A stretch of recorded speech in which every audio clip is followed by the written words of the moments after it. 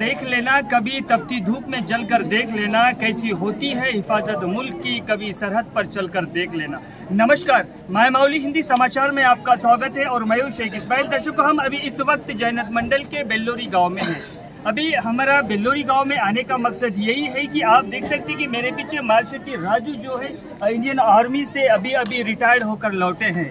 कहते हैं कि मिलते नहीं जो हक वो लिए जाते हैं, आज़ाद हम पर गुलाम किए जाते हैं और उन सिपाहियों को रात दिन नमन करता हूँ मैं, मौत के साये में जो जिया जाते हैं। दर्शकों, ये 2006 की बात है जब मार्शल राजू को समझ भी नहीं थी कौन सी बस चढ़ना है, कौन सी ट्रेन चढ़ना है, जब भी अपने देश की सेवा करने के लिए देश हित में आगे बढ़कर और अपनी जान की न परवाह करते हुए आगे चल पड़े।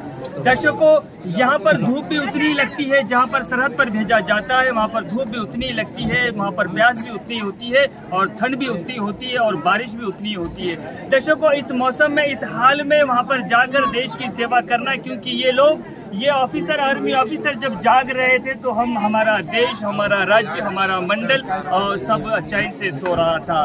कहते हैं कि आर्मी से विदाई है तो दस्तूर जमाने का पुराना है, पर जहां भी जाना अपनी छाप कुछ इस तरह से छोड़ जाना कि कोई आपकी हर कोई गुणगान तुम्हारी तरफ गाता रहे। देखिए, जब सरहद पर एक फौजी अपना वादा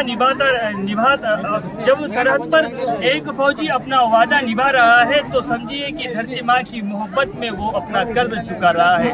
दर्शकों, इसी संदर्भ में आज जैनत मंडल के बेल्लोरी गांव में राजू को और मार्शल राजू को गांववासी, उनके दोस्त, अहबाब और पूरे जिले के लोग यहाँ पर आकर मुबारकबाद दे रहे हैं, क्योंकि ये जो ड्यूटी होती है, ये जो ऑफिसर होते हैं, ये जिनको हम मोटी भाषा में 30 मार खान कहा जाता है, क्योंकि यही एक हमारे मॉडल है, यही हमारे हीरो है। आजकल हम अनगिनत हीरो को अपना मॉडल बनाते हैं, लेकिन ये जो मॉडल है, अभी हमको अगर सही मॉडलिंग करना है तो इन जैसे ऑफिसरों को देखकर मॉडलिंग करना है, इन लोगों की तरह बनना है। अभी पूरा गांव काफी सारा खुश है, क्योंकि 17 साल के बाद अपनी पूरी जवानी सरहद पर बिता चुके हैं। अपने छोटे बच्चे, मासूम बच्चे, बीवी, माँ बाप, इस दौरान कई सारे हादसे हुए, लेकिन घर पर आने का मौका नहीं मिला, उन घर वालों के साथ वक्त बिताने का मौका नहीं मिला। और फिर भी राजू मार्शल कहते हैं कि मुझे गर्व है मेरे देश के ऊपर, मुझे गर्व है मेरे जिले के ऊपर, मुझे गर्व है मेरे गांव के ऊपर, और मुझे गर्व है मेरे बीवी, मेरी माँ, मेरे बाप, मेरे भाई बहन, इन सब के ऊपर मुझे गर्व है, क्योंकि ये मुझे कभी रोका नहीं और कभी इनके जबान से ऐसे अल्फाज नहीं निकले कि आप घर लौट जाइए। क्योंकि देश सबसे पहले, देश, फिर उसके बाद में वतन, फिर उसके बाद में परिवार। हम भी माय मौली भी सैल्यूट करते हैं ऐसे नौजवानों को, और मार्शल राजू को बिल्कुल हम सैल्यूट करते हैं। धन्यवाद। पर आप बने रहिएगा माय मौली हिंदी समाचार के साथ।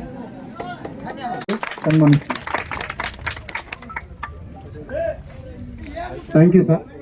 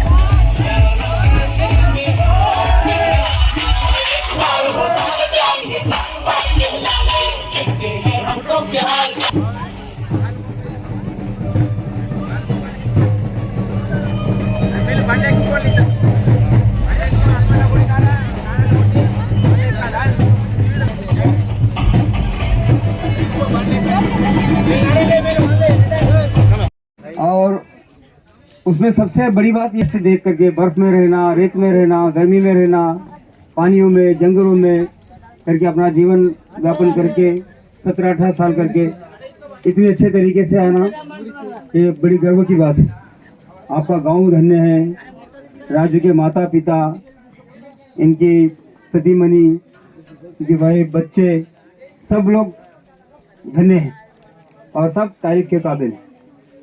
क्योंकि मैंने जैसे बताया, फौज में 17 साल करना बहुत मुश्किल है। हम लोग कहीं बाहर जाते, 2 दिन अपने फैमिली से दूर रहते, 50 फ़ोन कर देते हैं, वीडियो कॉल कर देते हैं, पता नहीं क्या क्या हो जाता है, सब हर चीज़ पूछ लेते हैं। लेकिन एक फौजी बंदा जाता, वापस कब आएगा नहीं मालूम होता, छुट्टी मिलेगी या नहीं मिलेगी, या आएगा या डब्बे में पैक होके आएगा, वो भी नहीं पता होता। तो ये बहुत बड़ी देश सेवा है। देश सेवा करने के बहुत सारे तरीके हैं, ये सबसे उन्नत, सबसे नंबर 1 पे देश सेवा फौजी की आती है। इसलिए फौजी को इतना इज्जत, इतना सम्मान। राजू के जीवन का जो 17 साल इन्होंने आर्टिलरी, जो तोप खाना, जो सबसे युद्ध में सबसे ज्यादा महत्व इन्हीं का होता है। जब तक ये बम नहीं डालेंगे, अगला आर्मी, वहाँ का जो दुश्मन सेना है वो हटेगी नहीं। बाकी पैदल सेना होती है, वो नीचे से टुक टुक टुक टुक कर लेगी राइफल गनों से, लेकिन जब तक बम नहीं पड़ेगा वो कुछ नहीं होता है। तो आर्टिलरी का बहुत बड़ा योगदान है। ये लोग 20-25 किलोमीटर दूर से बम डालते हैं और जब बम डाल के आगे का एरिया खाली करेंगे ताकि हमारे सोल्जर है वो जीवित और अंदर जा सके और उनके ऊपर आक्रमण कर सके। రాజు మా విలేజ్, మా గ్రామం బెల్లూరు. నేను ఇక్కడ నుంచి 2006 సంవత్సరంకి ఇక్కడ వెళ్ళి భర్తీ అయిపోయాను, అంటే ట్రైనింగ్కి వెళ్ళిపోయాను. ఆ తర్వాత నేను ఫస్ట్ ట్రైనింగ్ చేసిన అహ్మద్ నగర్లో 2006 నుంచి 2008 వరకు. ఆ తర్వాత నేను పంజాబ్కి వెళ్ళాను బార్డర్గా. అక్కడ 3 సంవత్సరాలు చేసిన తర్వాత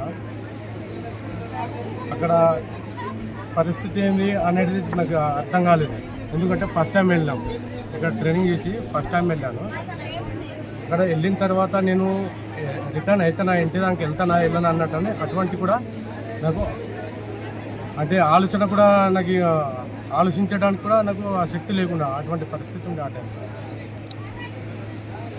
మళ్ళీ 3 సంవత్సరాలు భగవంతుని దయ, మా 3 పెద్దల దయ, మా అమ్మ నాన్న ఆశీర్వాదం, మా అన్నయ్యలు, ఉన్నందరు నా ఫ్రెండ్స్, స్నేహితులు, వాళ్ళ ఆశీర్వాదంతో అక్కడికి వెళ్ళి నేను ఉత్తరప్రదేశ్లో పోస్టింగ్ వెళ్ళాను 3 సంవత్సరాలు. ఆ 3 సంవత్సరాలు అక్కడ కూడా క్షేమంగానే గడిపింది. అక్కడ నుంచి నేను రాజస్థాన్ 3 సంవత్సరాలకు మళ్ళీ రిటర్న్ వెళ్ళాను నెక్స్ట్ టైం. అంటే ప్రతి టైంకు 3 సంవత్సరాలు 2 ఇయర్స్ మళ్ళీ పోస్టింగ్ చేంజ్ అయింది. పోస్టింగ్ అంటే లొకేషన్ చేంజ్ అయింది. ఆ 3 సంవత్సరాలు అక్కడ నుంచి వచ్చిన తర్వాత జమ్మూ కాశ్మీర్ వెళ్ళాను 3 సంవత్సరాల కోసం.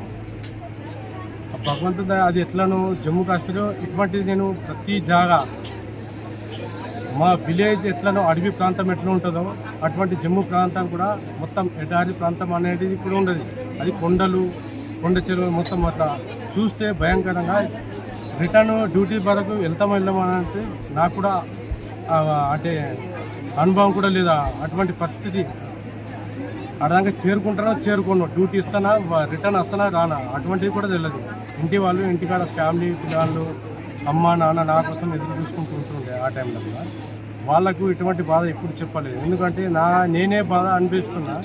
దీనికోసం అంటే మా ఊరి పెద్దలు అందరూ కలిసి నన్ను ఆర్మీకి సపోర్ట్ ఇచ్చి నన్ను భర్తీ అని పంపించిండ్రు. అందుకన్నట్టు అటువంటి బాధ నేను షేర్ చేసుకుంటాను.